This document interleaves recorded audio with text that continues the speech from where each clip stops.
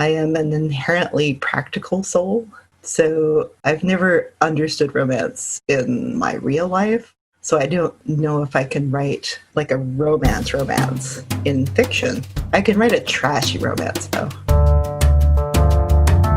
I'm Michael Tamblyn, CEO of Rakuten Kobo. We make e-readers and apps, we sell ebooks and audiobooks, and we build technology that helps people spend more time reading. One of the best parts of the work we do is that we get to talk to authors about their books, as well as the books that shape them as writers and as readers. Welcome to Kobo in Conversation. My guest today is Eden Robinson. She's the author of 5 works of fiction for which she has received numerous accolades, including a spot on the Giller Prize shortlist for her first novel, Monkey Beach, which also won the Ethel Wilson Fiction Prize, an honor bestowed on the best work of fiction by a resident of the province of British Columbia, and which she won a second time for Trickster Drift, the second book in her Trickster trilogy. I'm especially thrilled to be talking with Eden because the first book of that trilogy, Son of a Trickster, has been made into Trickster the TV series, streaming into living rooms now. That gives readers even more time to spend with these characters while looking forward to the release of the final book in the series, Return of the Trickster, in 2021. Eden Robinson, welcome to Kobo. Thank you. It's wonderful to be here. Okay, I'm just going to call it out at the top. I love a good trickster story. So I came into these books ready to rock. Like I was all set from the beginning. And from both Son of a Trickster and Trickster Drift, I've been having such a good time reading them. Oh. I thought we could talk a bit about Son of a Trickster because it's now the brand new TV series, and Trickster Drift because it's the most recent one that came out last year. And maybe, just maybe, we'll be able to get a hint about the one that's coming out next year. Does that sound good? That sounds good, but I'm a terrible spoiler. Like, no one would watch. When people were watching Game of Thrones with me, they would block me on Facebook so I wouldn't spoil any of them. Because you're watching, hey, this person's going to die. don't get attached to them. Well, the worst was when Cersei blew up the... I was texting as I was watching it, and they were going, ah! Block. Yeah. That's how you lose friends. Okay, we're going to try to we will try to navigate that very fine balance between building anticipation and spoilers. Okay. So that's our job. Okay. So let's start. Assuming people haven't read either of these books that are starting at the beginning, it feels like the best way to begin that is tell me a bit about Jared, our main character. Oh my goodness. Well, Jared was the third narrator that I tried. Like the very first, when I had decided to write a Trickster short story, I chose Wiegert as the narrator. But it turned out it would be like reading a Sherlock Holmes book from the point of Sherlock Holmes. I realized very quickly that I needed a Watson. So I tried to write it from Maggie's point of view, but there were so many fight scenes. and so to make this make sense, you have to tell us about Maggie. It was more of a wrestling book than a crime novel than a trickster story. Because she really, at the entry point of Son of a Trickster, she really didn't like Wiegert. So I was hunting around, and I had noodled around with a short story collection. I believe I was calling it Prayers from the Body. So it was a traditional Indigenous dance group in East Vancouver. So I wanted it to be kind of like The Commitments, like the story of how they form and fall apart. Yes. Yeah. And there was this one story that never went anywhere. It was like this young man was coming down on the Greyhound and arriving in Vancouver late in the evening, and he didn't know anyone. And it was such a lonely, haunting opening. So I looked at that character and thought, well, what if this is the son of the trickster, but he doesn't know it yet? So instead of being like a 10-page short story that I imagined, because I always, it's in the Indigenous Union guidelines that you have to write a trickster story in your career. At least one. At least once. So I was going to write a 10-page short story about, the son of a trickster arriving in Vancouver. And by page 50, I realized it was probably a novella. And then when it hit page 400, I thought, oh, but I think it's a novel. What was your first clue? And it was a, I think it was just because I had switched writing times. Like, I started off my career being a night owl. Like, I would write from 10 o'clock to 2 o'clock. But because I had so many things going on in my life, by the time 10 o'clock rolled around, I just couldn't write anymore. I didn't have the energy. So I switched to writing 4 in the morning. So all of Son of a Trickster was written between 4 and 5 a.m. And if you have trouble shutting off your inner editor, I highly recommend waking up at 4. So you just waited until your inner editor was unconscious, is what you're saying. It was like, it works. She's asleep. I don't think She's asleep. Yeah, let's start now. I don't think I wrote a lot. Like, the first week that I did that, like, I think I was so, like, stunned to be awake at that hour. But once I got used to it, like, at that point I was adjuncting. Like, I was working with IAIA, I was doing gigs with UBC, and like a bunch of different online residencies. I couldn't really leave Kitimat for too long, so that was perfect for me. Like, I had been kicking around the idea of a trickster story for many years, and there was, it gelled that year. And actually, Trickster Drift was where the trilogy was supposed to begin, or where eventually what I figured out was a novel was supposed to begin. But it had so much backstory set in Kitimat that towards the end of that original manuscript, I'd have like one chapter in Vancouver and try break it up and have one chapter in Kitimat, Vancouver, Kitimat, Vancouver, Kitimat. They both have two very different casts. They both have very different feelings to them. So I tried to get I had about 10 first readers, and they were universally confused by what was happening in the last third of the novel. So to get around that, I tried to clump all the Kitimat section together and cram a novella in the last third of my novel. So it's Vancouver, Vancouver, Vancouver, jump back for 100 pages to Kitimat, and then end back in Vancouver. Meanwhile, far up the coast.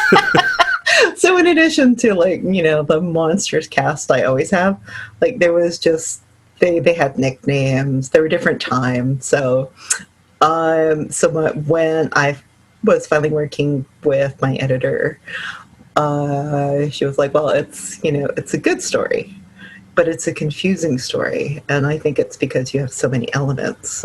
Would you consider simplifying one of them? Like, what if you simplified? And what was your response to that? Is that where you say, no, I will defend it?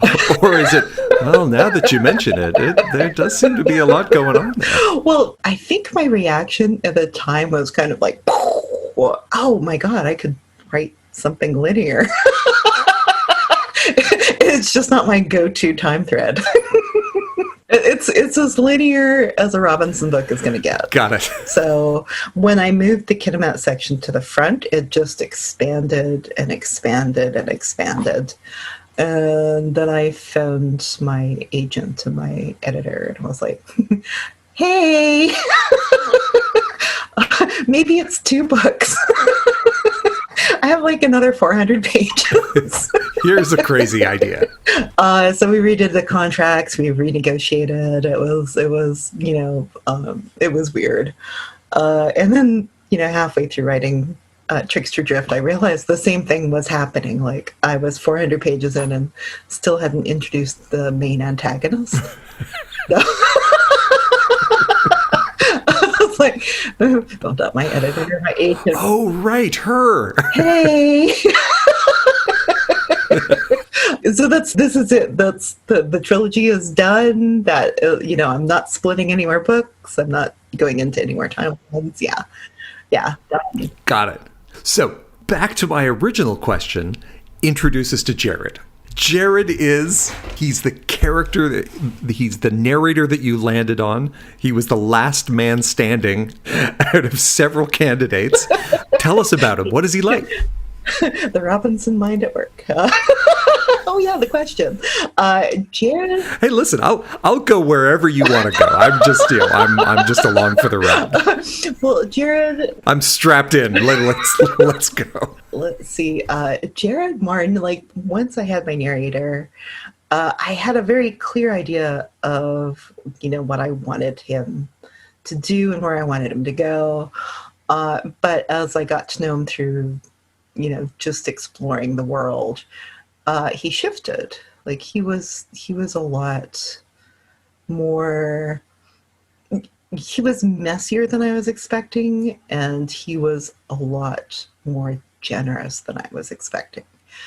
And the relationships that he had, he really formed tight connections with the people in his life. And that defined where the book went. With a different narrator, like this story would have been completely different. And he is one of those truly nice guys. Like he doesn't want to cause any trouble. He wants to help people. He wants to be kind in a place that is really often not nice to those kind of people. No, it's not. And that was where his ability to figure his way out of really bad situations that I found really interesting. So I thought, okay, so that's the little trickster in him. He's not the strongest or the smartest or the fastest, but he is pretty clever. Mm-hmm. And the snark was just something. I really love it when characters bounce off each other, when they annoy each other and irritate each other. So I was expecting that, like with his relationship with his mom, but I wasn't expecting the tenderness that came from such a conflicted dynamic. That was a gift from the 4 a.m. muse. And let's talk about Jared's mom, Maggie, for a second, because as you say, like had she been the narrator of this book, this would have been a completely different book. She is no joke. It would have been much more Fight Club then. It would have been 100% Kid 'em at Fight Club. And I think I could have only sustained that for one novel. Right. And even making my way through I think I went in about 40 pages from her point of view and went, I'm not into like decimating people this early in the morning. I don't think it's working from a story point of view. Right. Towards the end of the, jumping way ahead to the third novel, there's little bits from other people's point of view. And when I was writing from Maggie's point of view, I could suddenly see like how a novel with her would work. Mm-hmm. So I think that's a good sign, because up to this point in my novels, the only way I've been able to write is from a singular point of view, whether it's first person or third person limited. I'm either in their head or on their shoulder. Mm-hmm. So in the third novel, it was really exciting because it was the first time that I branched out to multiple characters. And it made sense in that novel. And I think having a singular point of view is fantastic for getting one person's perspective. But it also limits the kind of stories you can tell. Like it's harder to tell a community story if you're seeing it strictly through like one pair of eyes. Mm-hmm. So I'm very excited about this new thing that's happening, and I'm hoping to bring it to my trashy band council romance. Oh, we're going to talk about that in a second. No fear. I've reserved fully 25% of this interview for talking about your trashy band council romance.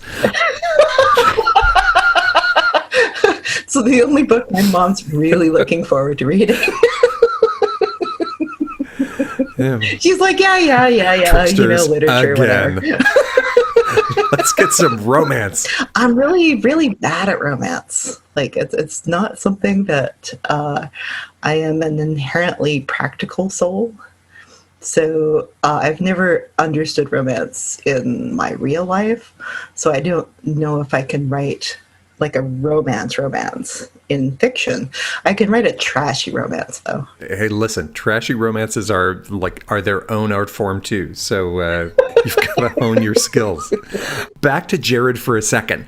Things are not easy for him, and not just in the usual sense of having a tough time with his family and a mother with substance abuse issues and a tendency towards violence. He hears things and he sees things. Mm-hmm. Yes. And at first he thinks he's just been overdoing the partying. But then as things start to escalate in the last third of Son of a Trickster, all the things that have been around him all his life, but he's just sort of written off to, him not being all there in the moment, are actually things that, they're little signals that he's not what he thinks he is himself. He's more than what he thinks. And we will stop right there because that's the spoiler part that we're working on. Although I will say, as we get farther into Jared's life in Trickster Drift, we see that barrier between the regular world and another world is pretty thin and maybe even has some holes in it. But that's all we're going to say, except to say that I will never look at otters the same way again. That's... When I was growing up with Trickster stories, and when we got to the otter stories were always severely creepy. Yeah. I'll just, veer off for a bit again. Do it. Let's go. Yeah, one of my cousins had a German Shepherd, and she loved to run the logging roads with him. And as she was running, there was a couple of wolves that started pacing her. And the German Shepherd ran off and they frolicked. And she was, at first she thought it was a wonderful, magical moment. And this kept happening. And then one day her German Shepherd didn't come back. And that's what wolves do with dogs. Oh. Yes. And it's premeditated. They kind of lead them off playing, and then they don't come back. And it's not like they joined the pack. They kind of do, but... Well, sort of. So They're a permanent part. So that's how our stories with otters worked. If you were a kid and, in the summer up north, it doesn't really get dark. Around 11 o'clock, it's kind of twilighty, dusky. So if you heard kids playing on your front lawn and it looked like so much fun, you went and joined them, and you were all playing, and you were playing, and then somehow you ended up in the woods and you were lost. And, once you were weak enough, they ate you. As kids do. Which is why I've never trusted children. Because, they were otters in human form and they were luring you someplace where they could eat you. Yeah. So that's the kind, so the cutesy, hand-holding otters, I never, it was always a bit of a split for me. It's It's a ruse. Yeah, they're not, in the stories that I know, they're a little more roidy. They're just saying, no, come on, get a little closer. Water's fine. Yay! So on that dark note... If Chucky was a Care Bear... Vancouver Aquarium's going, we are going to have to rethink our entire marketing plan now. So on that dark and sinister note, let's talk about Eden Robinson before she became Eden Robinson, award-winning author of Page and Screen, when she was young Eden Robinson, who was totally reasonably afraid of otters. So what place did books have in your life when you were growing up, when you were young? Oh my, I came from a family of readers. Like, Dad loved anything about engines or like new discoveries. He loved Scientific America, Popular Mechanics. I grew up with stories about as-built. Like, there's the design for your house that is on paper, but when you actually build the house, you find all these little quirks, so you have to work around them. So there's the plan for your house, and then there's the as-built. And you need the as-built when you're, like, digging around the sewer or so that you don't hit places. So if you don't have an as-built, you're working off a faulty map. So Got it. thank you, Dad. Like, when we would tour, like, I brought him and Mom on one of my book tours on Vancouver Island, and he was very curious about sewage systems. So, like, I do my reading, I do my workshop, I do my talk, and then we go for a drive to different reserves and get as close as we could to their sewage facilities. And then he would always, like, charm his way in if there were people around, and they would discuss, like, the enzymes they were using or which kind of filtration system they had and what they thought of it. And that was like, so that was Dad. Mom loved. See, and all I can think of when you tell me that is like, so what do you get him as a birthday present? Because that's... Oh, he was a huge Blue Jays fan and a Raptors fan. It was always easy. Okay. So it wasn't like you had to get, the 1901 sewer map of Manhattan or anything like that. You had other places to go.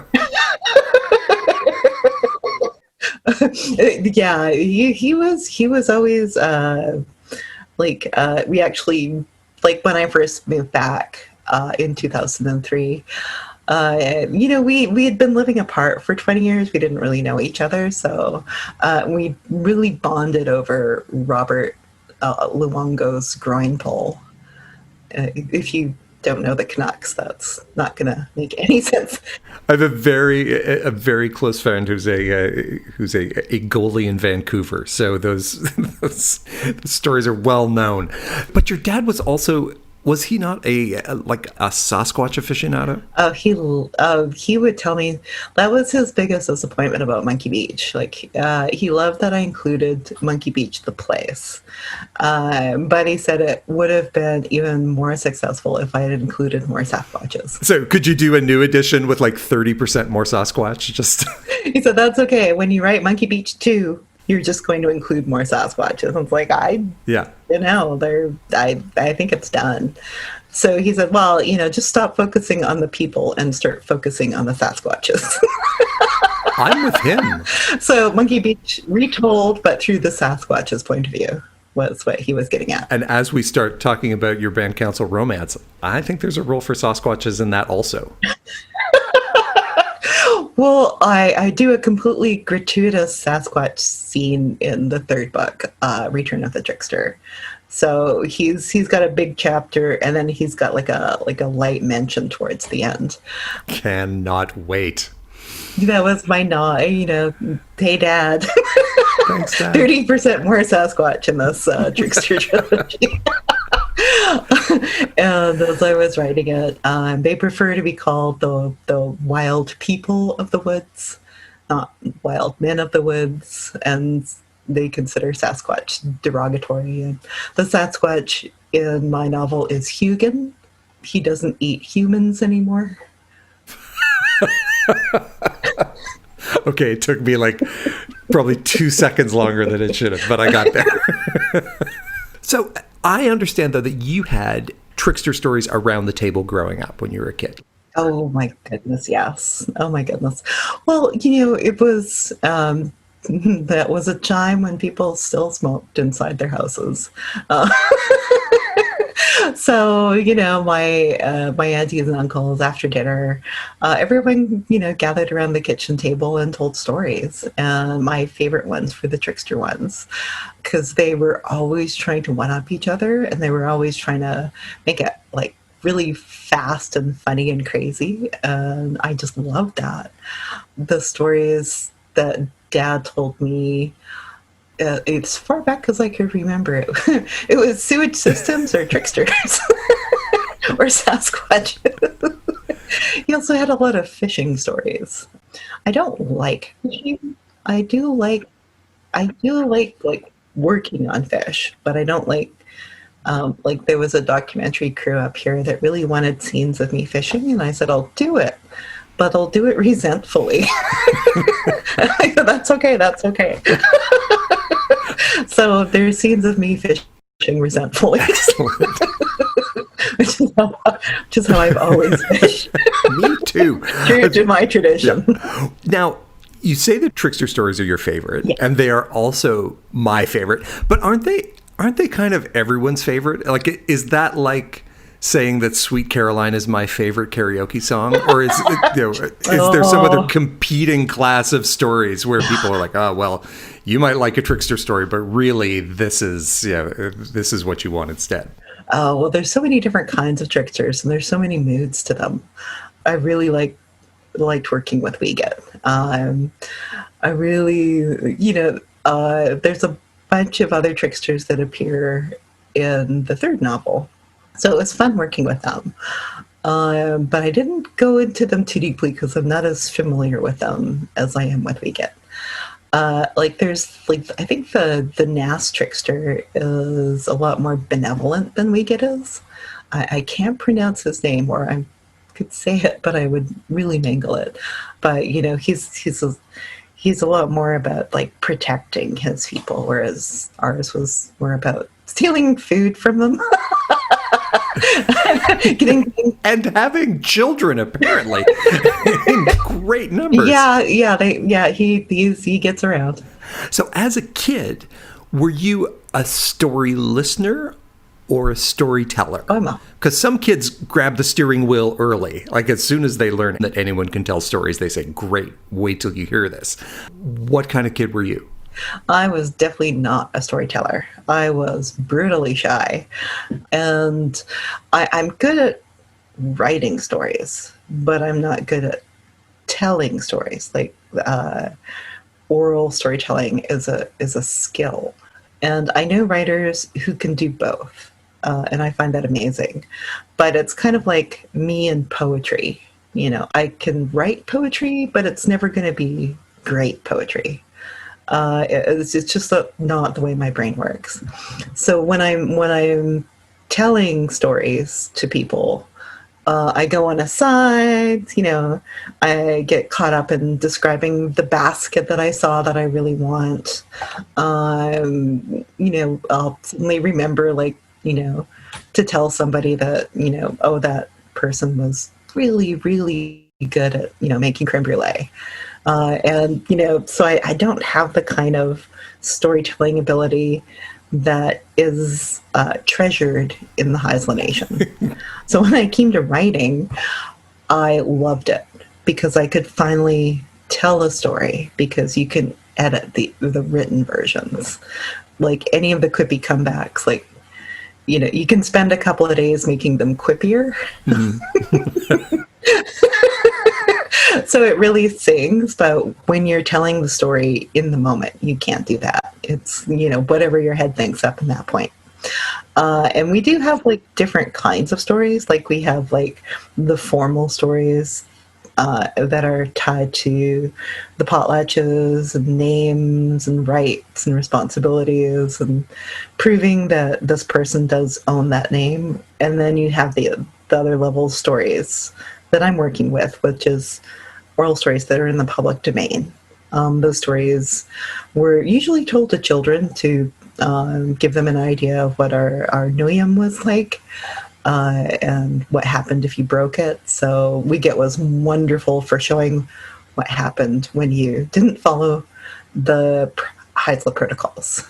He was a big rule breaker. And then, the last level of storytelling is the family stories, like the time that Aunt so-and-so was driving home from a wedding in Rupert, and she got tired of her corset and threw it out the window, and it landed on the windshield of a cop car. So you're at the kitchen table. It's coffee and cigarettes all around. And pie. And trickster stories are being told. Are those ones that people have told before? Or are they ones that they're making up for the first time? Both. Okay. Some of them are variations on stories that have been told, like with more different details or different focus or a different set of characters coming in with We Get. And some of them are just, stories that someone made up. And usually with We Get stories, there are stories that you tell verbatim, and those are stories that have been passed down to you. You have to have a big name for those stories. So you're told them, your Noosa, they tell you again and again and again until you can repeat it back. And they'll pause at a certain point, and you have to fill in the blank. I was horrible at that. Mm-hmm. That was never going to be a part of my future. You got no stories. I don't have that kind of memory. So by the Heisler measure of intelligence, I'm a little, special, because you have to know all your relatives. You have to know if someone tells you something once, you remember it. And if someone shows you how to do something once, you remember it. Those are the people we consider smart. So it's very different from mainstream culture of what people consider smart. So I really liked books because that made sense to me. And if you studied, it didn't matter if you didn't get it the first time. As long as you kept going, you could get a good mark. And so what was the first book that grabbed you? What was the first one that really made an impression? The Cat from Outer Space. Nice. Oh my God, my poor parents. I don't know how old I was, but I remember I picked that book up in the Sally Ann, and I found it hilarious. So I read it so many times, all the glue came apart, and I, sort of stuck it back together with staples and electrical tape. And I would read the funny sections to anybody who would listen. So I'd follow my mom and my dad around. I'd follow the teachers around, random people at the bus stop. I think I read that book a billion times. And then I finally saw the movie and was slightly disappointed because I liked the book better.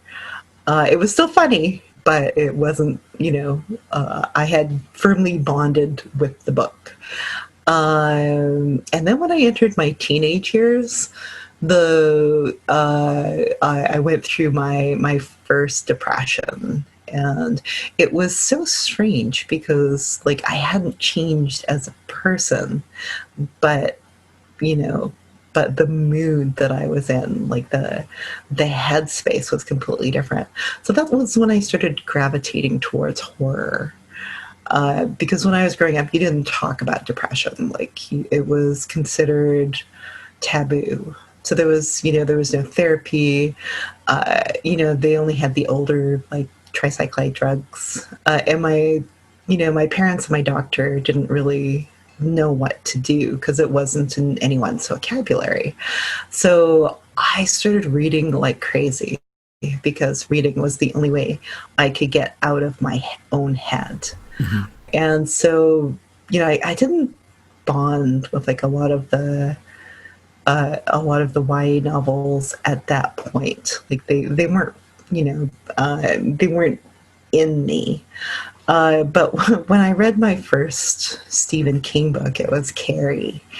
And the mood of horror is so similar to the headspace of depression. Yes. That I became instantly obsessed. So my family would get me for Christmas, they would get me all the paperbacks of Stephen King. So I'd usually have about 3 versions of each book, one to read, one on the shelf and one as a spare when I broke the first one. Well, and Carrie has really all of the things that you want in a teen novel in terms of that mix of depression and catastrophically bloody vengeance. Yeah. It's exactly what you're looking for at that age. It really is. A 13-year-old me can really relate to Carrie. Yeah. And then I think I was obsessed from Carrie to Cujo, and I had discovered other horror writers like the Clive's Books of Blood stuck with me just for the incredible imagination. Is that Clive Barker? Is that who it was? Yes, Clive Barker. Yeah. Clive Barker. In one of the Books of Blood, when they were making the human giant, and people were getting crushed, that stuck with me, and I thought about it for a while. But back then, I was also obsessed with science fiction and fantasy. I loved The Hobbit. I read the entire Lord of the Rings trilogy in a long weekend with breaks for, microwaving pizza and going to the bathroom. If you do that twice, you come out the other end learning how to speak Elvish. It's a well-known fact. But at the end of it, I wished I hadn't rushed through it so much. I would have wanted my first time through to be more attentive. So, that was always a slight regret, but I just couldn't stop. I disagree, because if you read it more slowly, you go through all the songs. The songs take a long time. There is a lot of singing.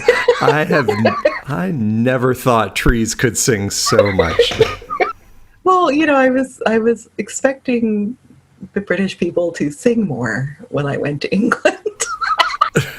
It set me up for just because I was kind of expecting New Yorkers to be very West Side Story. Right. Where there is so little choreographed dancing in this town. What is the matter with this place? So at what point did you decide, I have stories in me, I'm going to start writing them down and getting them out into the world? Because that transition from reader to writer is that's a very different way of being in the world. Mm-hmm. Well, being surrounded by so many people who are reading, the only person I knew who was a writer was my Uncle Gordon, who wrote a booklet called The Tales of the Kid and Matt. And he advised me not to go into writing. I think he advised accounting. Thanks, Uncle Gordon. My mom and dad were very supportive. Dad had always wanted to be an engineer or an architect, and Mom had always wanted to be an actress. So absolutely thrilled that I wanted to do something in the arts. But all through my childhood, because I had been such a fan of science fiction, I really wanted to be an astronaut. And it never dawned on me that I couldn't. So I took sciences and math all up until, I think, grade 10, when I read that they had a height requirement. You had to be over 5'3", and I wasn't. And why should that matter? Are the spacesuits standardized? Do they not make short sizes? Because of the size of the capsules at that point.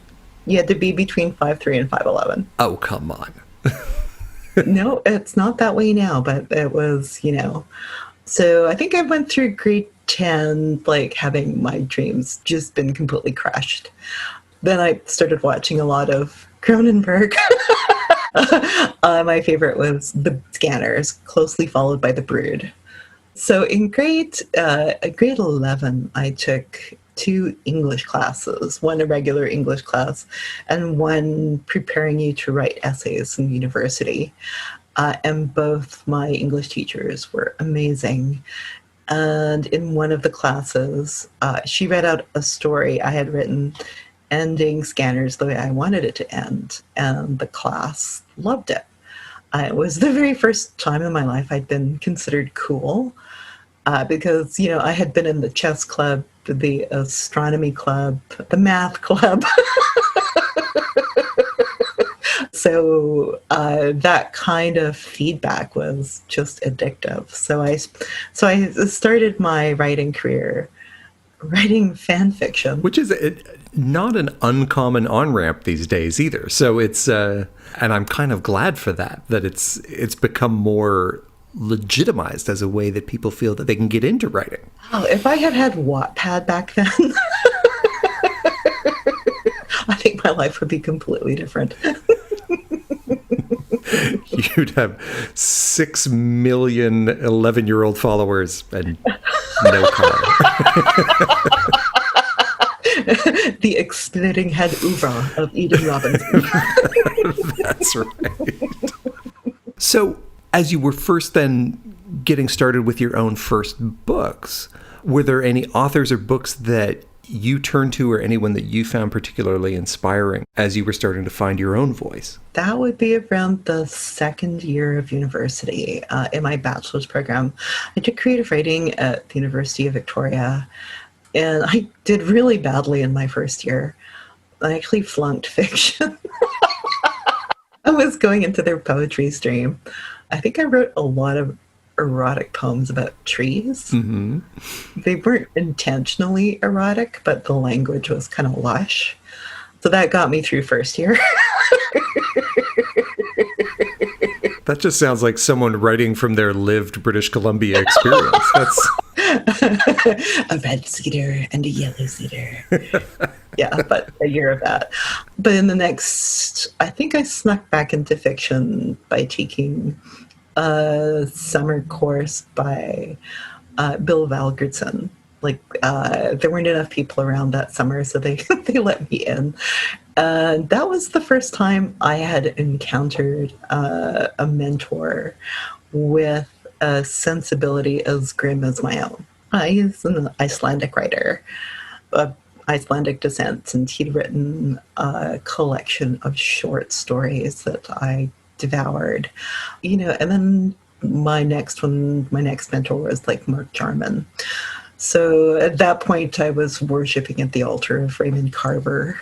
And then in one of my poetry classes, I was assigned the collected works of Billy the Kid.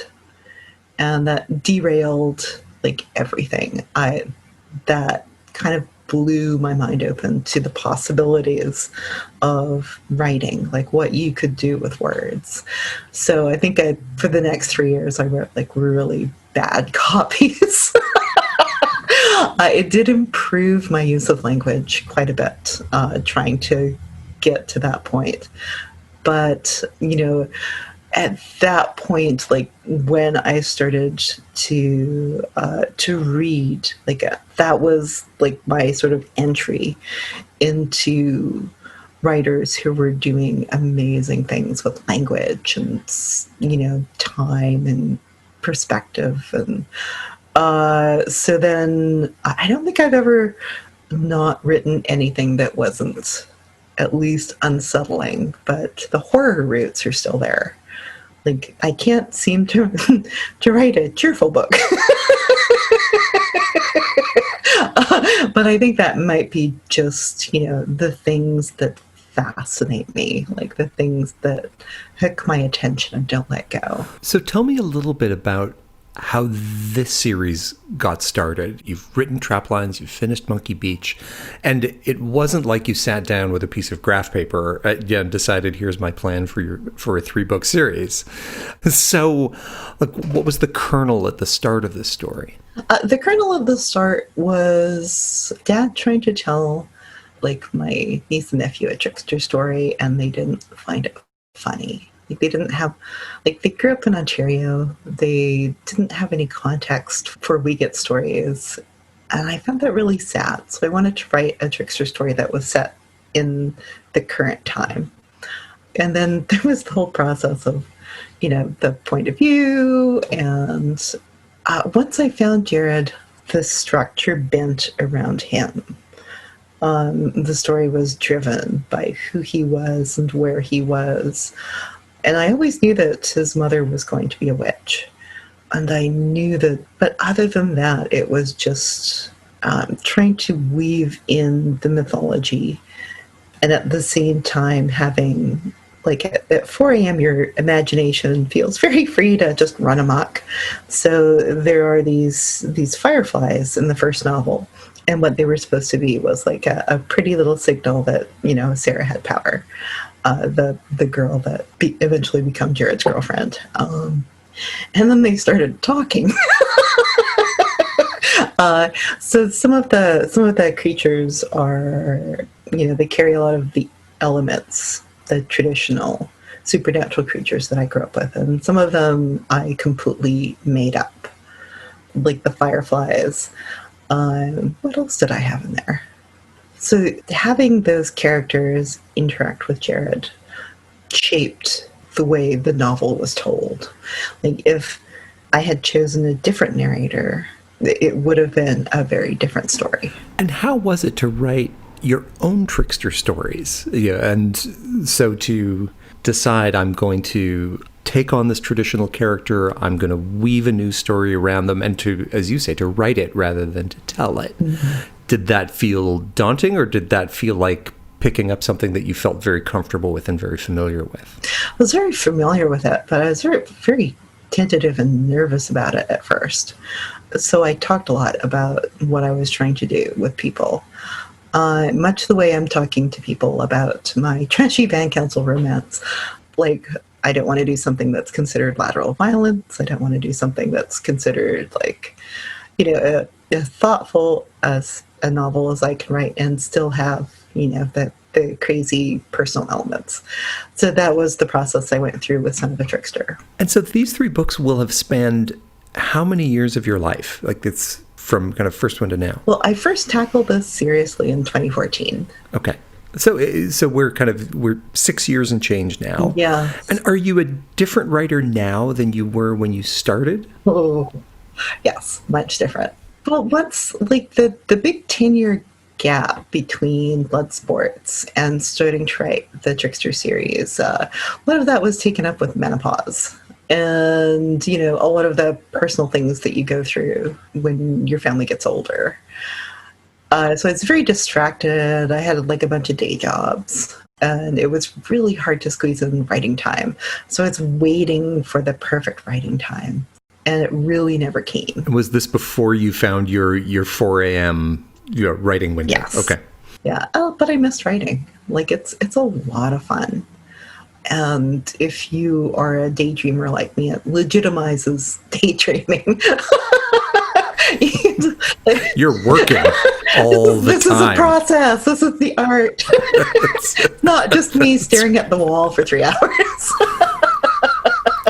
So between first book and third book, how do you feel like you've changed as a writer? The biggest change was being able to let go of having a perfect first draft. I remember writing trap lines, and every sentence just killed me. Like, the editorial process for that book was a lot of crying. And these long debates over semicolons, and, you know, it was like I was still fully in the thrall of, you know, the Carver-esque style of writing, and it just killed me that someone wanted to put in a semicolon here to make it clearer, and it was just like, no semicolons, no adjectives, no adverbs. So now I understand house styles in publishing houses. Like, every publishing house has a different style of punctuation and grammar. So if you cling to, like, the APA and your publishing house does Oxford, you know, learn to let that go. You're just going to be angry all the time, or... That's where cheesecake comes in.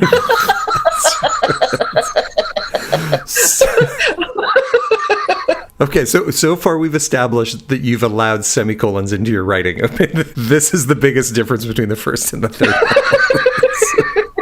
Yeah, there's a lot less, you know, self-flagellation, and that's directly attributable to menopause. Like, well, that's excellent. Well done. Yeah, it's one of the gifts. You just don't care as much about what other people think. So it's like, well, you know, I want to write, and if it's goofy, it's goofy. Let's see where this goes. And I thought it was like the lightest book I've ever written, and other people were like, "That was so traumatized." So I was like, "Oh, okay, I've still got still it. Dark." Excellent. Thank you, Stephen King. Well, it is one of my lighter books. Like the trilogy is a lot lighter than like well, the third book did take a dark turn. In the first draft, everyone got a happy ending. Like everyone got their dream. Everyone was taken care of. Anyone dealt with their trauma. My editor was like, "Well, it's very nice. It's quite lovely, but a little boring. So maybe not giving." You were coming off of your Game of Thrones experience. I'm saving everybody. Everyone's coming out of this one. Well, that episode had the final, the season finale had just come and gone. I was like, "Oh, so I'm Game of Thronesing this," and she's like, "Yeah." Sansa is Queen of the North. I was like, "Okay, I get it now." And then the pandemic. Like I was just starting the second draft of Return of the Trickster, and I had done a class visit, and one of the students in the class had gotten her teeth cleaned by one of the dentists that went to the conference. Oh my. Yeah, so we all had to go into self-isolation for 2 weeks, and at that point they were still rationing the tests so that you couldn't get a test unless you were exhibiting symptoms, but we had to lock down for 2 weeks. And I have asthma and a lot of immunity issues. So I was just freaked, like completely freaked. So that's the mood that I wrote the second draft in. Everybody died. No one was left standing at the end of that draft. My editor was like, "Well, can we have some of them live?"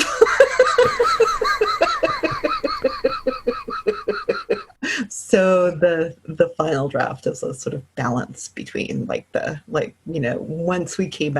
I moved back to Kitimat and realized that everyone was in the same sort of apocalyptic mood, and it was much easier because I was only 2 blocks from my mother. If something went wrong, I could be there. And I was in my own apartment. I wasn't like the Hague Brown house was lovely, but during a pandemic, like that 2 acres of wood surrounding the house gets a little much. Mm-hmm. Yeah, because I could watch the river. There's deer coming in from the park. It was spring, so all the flowers were coming out. But outside of that, it was all, pandemic-y. I've been fascinated with coronaviruses for a long time, and a lot of the epidemiologists that I'd been reading had been warning that this is coming, here it comes. And we just, sort of blundered through it. So you can say that you were a fan like before it became big. Before it hit the big time. So the TV series Trickster was shot in Kitimat. And what was that experience like? Because there's this strange thing that happens when you as a reader, when you hear an actor speak the words that you've only heard in your head. But I can't imagine what that's like when you're the person who wrote that character. So do you still have your own Jared in your head alongside actor Jared? They've kind of melded at this point. Like the first experience I had was when the Monkey Beach crew came up. So they filmed in Kitimat Village for 6 weeks. And the first 3 weeks, like everyone in our community was so excited, and they were just thrilled, especially when Adam Beach came up. But, the last 3 weeks, I was going back to school. Being an extra is not as exciting as you think it's going to be. So the experience of having a movie filmed in my community was surreal. And I wasn't here a lot for it because I was on tour for Trickster Drift. So I could only pop in and out. And then, almost a year later, the TV crew for Trickster came up. And, again, I was kind of stunned by how fast everything was happening because Monkey Beach had been in pre-production hell for so long. I just assumed the same thing would happen with Trickster. But, here they were, and they only filmed here for a week. They filmed the other 39 weeks in North Bay, Ontario, and that was strictly because of like the tax credits. Also, Kitimat was booming because of all the LNG activity happening, so it was hard to get like motel rooms. It was hard to get like anything booked. So the first thing that surprised me was that seeing Joel Ouellette, and because he was Jimmy in Monkey Beach, and he plays Jared in Son of a Trickster. So that was hilarious because I knew him already. And then I met like Anna Lamb, and it was so weird. It was like in my head, I had pictured them very differently. But when the first scene that I saw was them in front of our post office, and she's putting up a sign, and he's on a medical scooter. And once they started interacting, it was like, oh my God, there they are. They're here. And for the week that they were in Kitimat filming exteriors, it was pretty intensive because they had to film like all the exteriors for the series in that week. So they were just doing like insane hours. And at that point, I think it was like the second day they were here, the documentary crew that was filming for like 15 different Canadian authors for the Frankfurt Book Fair, came up to Kitimat to interview me for my 15-minute biography. So at one point they were battling drones going up and down the Douglas Channel as they were both trying to film like the same. But I guess the film and TV world are pretty small because the crews knew each other. So they worked out a schedule for the drones. There can only be so many West Coast filming drone guys. Like that's gotta be that's gotta be a small club. So the documentary crew was here for 3 days, and then the TV series was only here for a week. So there were 3 days where I was, on boats, and there's one scene. I'm curious if it makes it in. Like my niece was here, and she's a cousin that she's best friends with.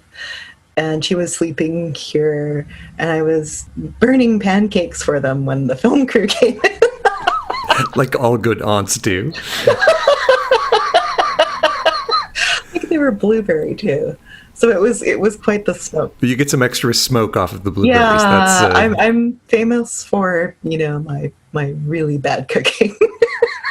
So let's imagine for a minute, you can create a magic year of writing time. It isn't going to take you away from another project.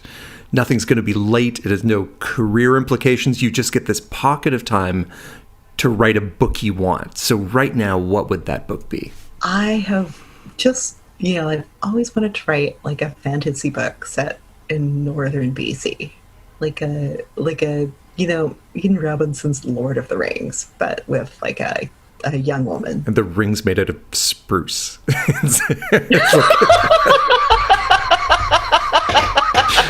Lord of the Otters. Yeah, I've tackled it a couple of times, but it hasn't worked. And so are you thinking like massive multi-generational saga, or is this a single perfectly rendered fantasy novel? I think it would have to be massive. Oh yeah, thousands of pages. Yeah, starting small and then branching, and then becoming just almost incomprehensible with it. So, detailing too. Who's the cousin? Who's that cousin?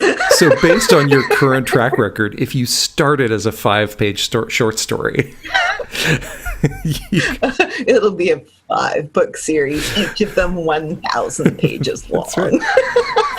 Perfect. With the charts at the beginning with all of the names, because that's very important. And a map. Has to be a map. Who has shagged who? Thank you so much for joining us. Thank you. It was my pleasure.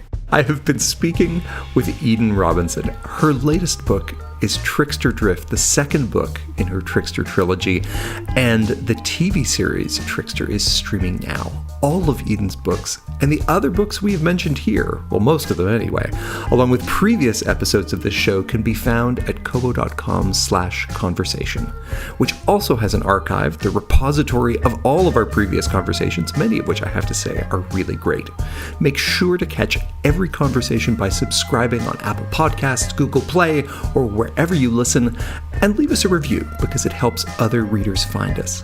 Kobo in Conversation is produced by Nathan Maharaj, edited by Kelly Robotham, and hosted by me, Michael Tamblin, usually recorded at our studios in Liberty Village, Toronto, Canada, but for now in my office/storage room/gym in beautiful Sandy Cove, Nova Scotia.